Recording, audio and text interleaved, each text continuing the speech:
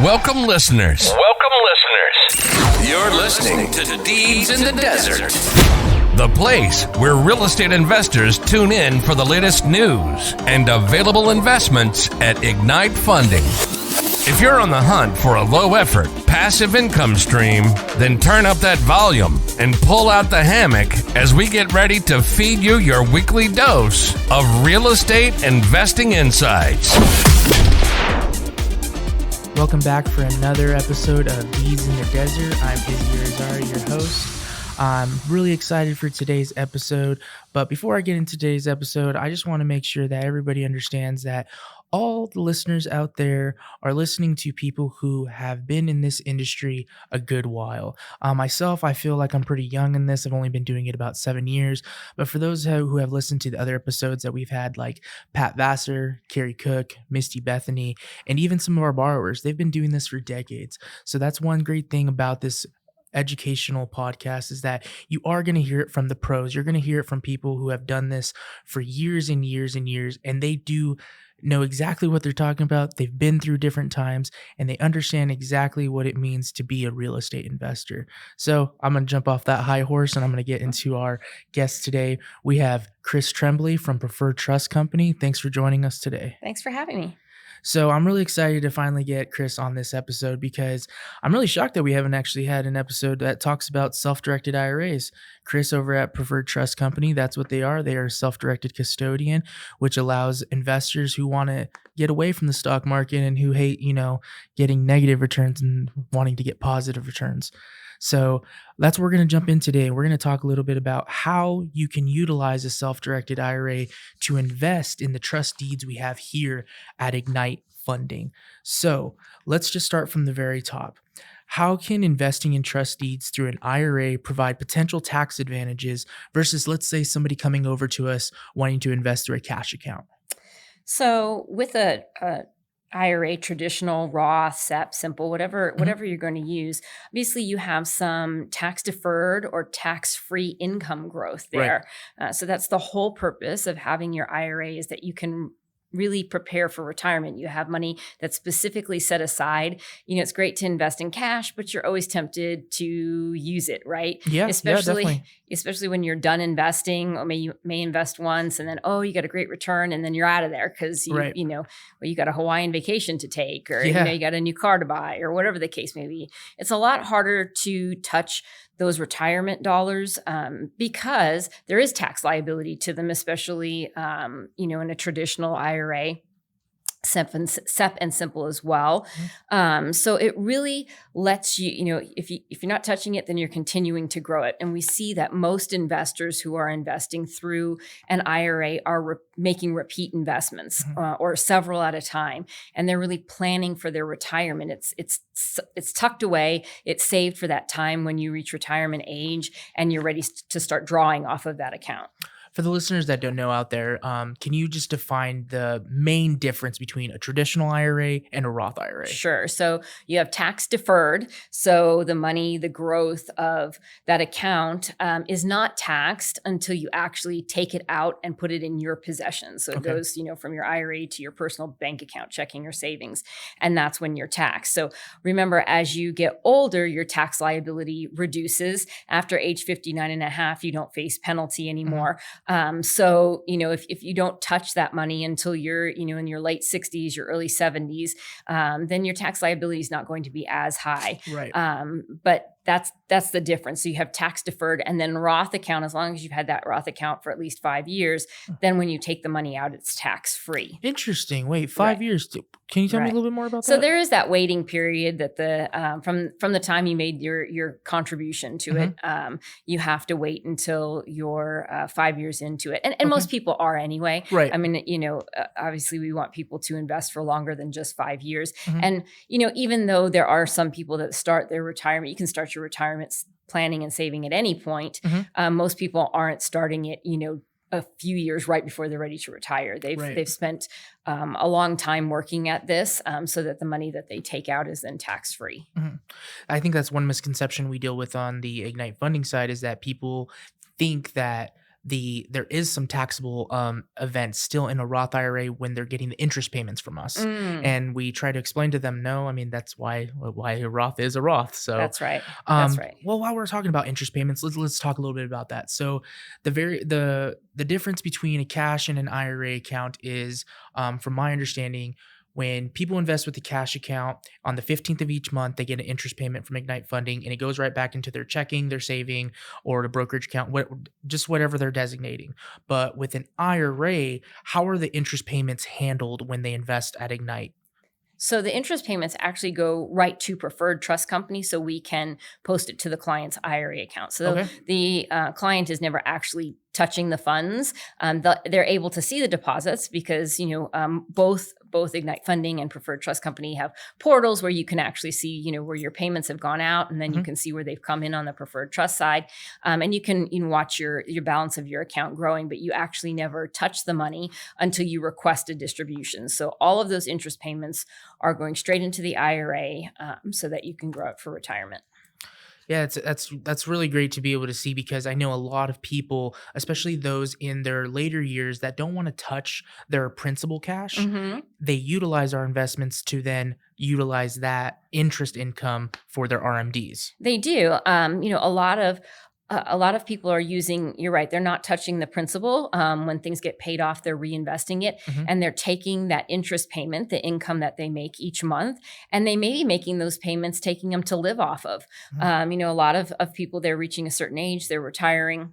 But you still need money to live off of your lifestyle. If you want to maintain your lifestyle, so they've grown their retirement enough to where they can take out a monthly distribution to them personally, and that helps them pay for their groceries, and it helps them pay for their mortgage, and it helps them whatever expenses they have in their life now that they're not working. That retirement helps to facilitate those expenses each month. All right, I'm gonna throw you a curveball, because this is something that is a potential when investing in trust deeds. A lot of investors understand what happens when a loan that they invest into goes into default and then goes into foreclosure. They understand that they're getting a K1 instead of a 1099. What happens when you're investing in an IRA and you invest at Ignite Funding and that exact situation happens? And a default happens. It's the same kind of deal. So that's why we always talk about diversification, right? So the whole point of diversification is you're not putting all of your eggs in one basket. We've heard that age-old adage all the time, Right. And so we tell clients, we're not telling you to leave the stock market and get completely out. We're telling you to put some in publicly traded and put some in alternatives, and spread out the wealth a little bit. So the same thing kind of applies when you're investing in trust deeds, right? You may not want all of your funds to be in construction loans. You may want to diversify between acquisition, construction, development. You want to, don't pick a loan. All of your loans, if you're going to do a couple loans, don't make them all in one geographic area, in one city. Spread it out. And maybe you don't want to just go with one borrower. So diversification is important, because if you have 4 or 5 loans in your account and one does go into default, then you can still draw off of the others that are in your account. So it's important, if you're going to make that decision to invest, maybe not putting 100% of your dollars that you've set aside to invest in trust deeds into the same trust deed note. Diversification within that asset group is important, just as important as it is being diversified across the types of investments you make. So just to elaborate a little bit more on the cash versus self-directed side. So like I mentioned earlier, with a K1, let's say the foreclosure happens, there's a loss. People file that with their taxes, and they can utilize that obviously to reduce their taxable income. But what happens in the IRA though? Like, is it the same thing? Same thing. That the K1 is issued to the IRA versus to the individual investor, right? And if it's the final K1, and there's going to be no return of funds, then yes, the asset is removed from the IRA as a loss. All investments, as we all know, have some rate of risk to them, right? Correct. Nothing is risk free. So there is that potential. That is one downside of investing in trust deeds, is that there could be a potential default somewhere.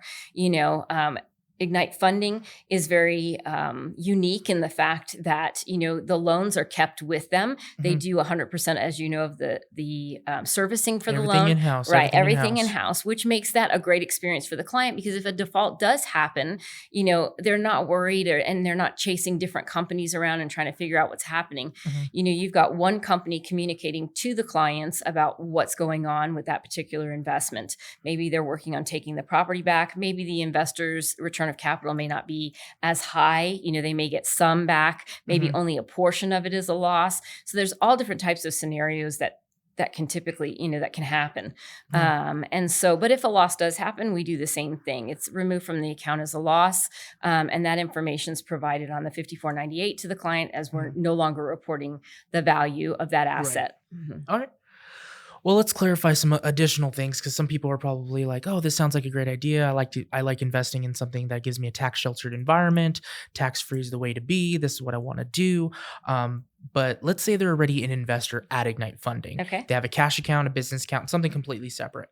I think the one thing that they need to understand is, first off, Ignite Funding and Preferred Trust are two separate companies. That is correct. We are completely different. Ignite Funding provides the investment. Preferred Trust is your custodian. Correct. So that's the first thing we need to get across. Second is, you will have to make 2 applications and 2 accounts. One would be for Ignite Funding, which would allow you to invest through that account. But before you even get that started, if you're even wanting to invest with an IRA, you actually need to talk to Preferred Trust first. You need to establish your IRA with them first. Once you get all that situated and they're able to help you with the transfer process, wherever your monies are coming from, then you would then talk to Ignite Funding once the account is established over at Preferred Trust.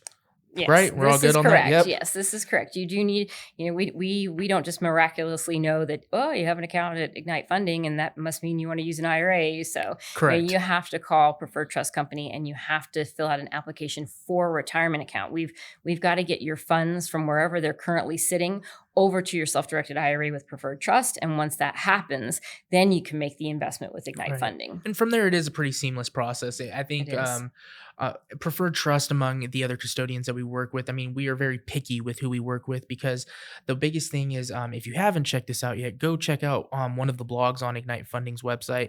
And it talks a lot about, is the custodian doing you harm? And what we mean by that is there's various things that can hinder you from earning the maximum amount of return, which one of those could be picking the right custodian and the speed, the technology, all these various things that they're able to offer. Because if a custodian's slow in funding, that doesn't do anything good for us on the Ignite Funding side, but it also doesn't do anything good for the investor on that side. So that is one of the reasons we do have Preferred Trust as one of our custodians, because they're very quick, they understand real estate, and honestly, they have probably some of the better fees out there compared to other custodians. So, okay, I'll get off that high horse there. So, but yeah, that is one thing. I know it sounds like we're reiterating a lot of things, but I think that's the one thing people have a misconception about, is that once they already have an account at Ignite, oh yeah, they can just go ahead and invest with an IRA, and that's not true. So, I want to make sure people understand that. Yeah, they're two separate entities, playing two separate roles, and you do need to keep those separately.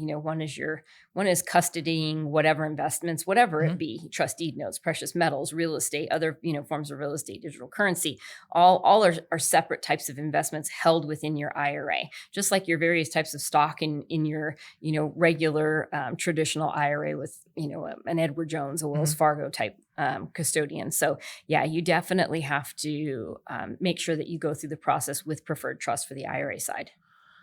All right, I want to touch on one more topic before we end today's episode, and that is about business owners. So we have tons of business owners that invest here at Ignite Funding through just their normal cash accounts. They utilize their monthly cash flow to invest with Ignite, compound, grow that cash, what they have right there.